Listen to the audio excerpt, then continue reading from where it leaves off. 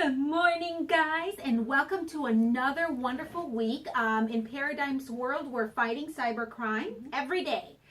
So I have a very special guest I wanted you guys to meet. So meet Melissa. Hello. Melissa, meet everyone. Hello. Melissa is actually my partner in crime. We are working together on fighting cybercrime and keeping your business protected. So she is our client relations specialist, working closely with me. So as you are out and about, as we're out and about, just wanted to put a face to the name. Okay, last week we talked about educating your employees who are the front line of your defense system when it comes to fighting cybercrime. Today we are continuing that conversation because, as we talked about last week, cybercrime is only continuing to escalate. So small and mid-sized business owner out there, this is not a topic where you can just, dig your head in the sand and pretend nothing's happening. If you want your business to continue to grow and maintain a good reputation, these are things that you want to make sure you're proactive about. So today we are talking about your wireless network, so your Wi-Fi. Many companies like to give access to their employees and sometimes guests. Whether if you're like a medical practice, for example, if you want your patients to, be waiting and have access to your Wi-Fi, many times, that's something that's very common to see. So here are some tips to ensure that you can continue to do that, but also be secure about it. Number one, your wireless network should be secured. So small, mid-sized business owner out there, this is something that is very important. You don't want to just open.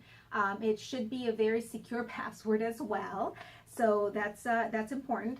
But also, if you want to keep a separate access for your guests and your employees, it is very important that you completely separate that from your main network. That means that if for whatever reason, Melissa or one of your patients' phones happens to catch a virus, it will not infiltrate into your network because it is separate.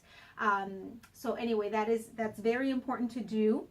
And make sure that you are changing the password on a regular basis on all of your Wi-Fi networks. So whether you have, for example, a guest, an employee one set up, your main one, this will ensure that only the people that need access to your networks have access to your networks. So on that note, we have a very special event that we're actually now extending out to the Central Florida business community.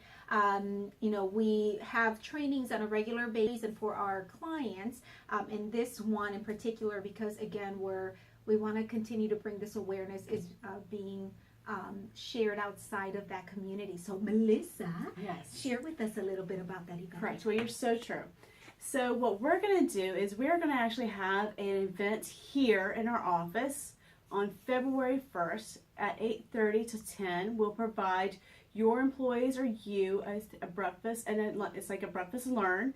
And basically, we're going to give them and educate them if they know how to spot and proceed after receiving a phishing email.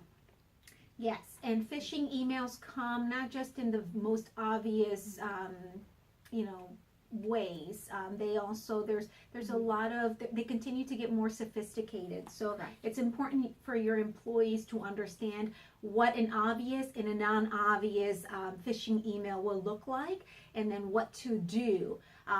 So anyway, we'll talk a little bit more about that. Mark your calendars, February 1st. Now we do have to RSVP because we have limited seating, and we want to make sure we have plenty of coffee and breakfast for everyone. So make sure that you follow that link on this video, and then you will be reaching out to Melissa to RSVP for the event. We look forward to seeing you too. Yes. So on that note, guys, go forth and conquer, make it happen, and we'll see you next week. Ciao. Bye.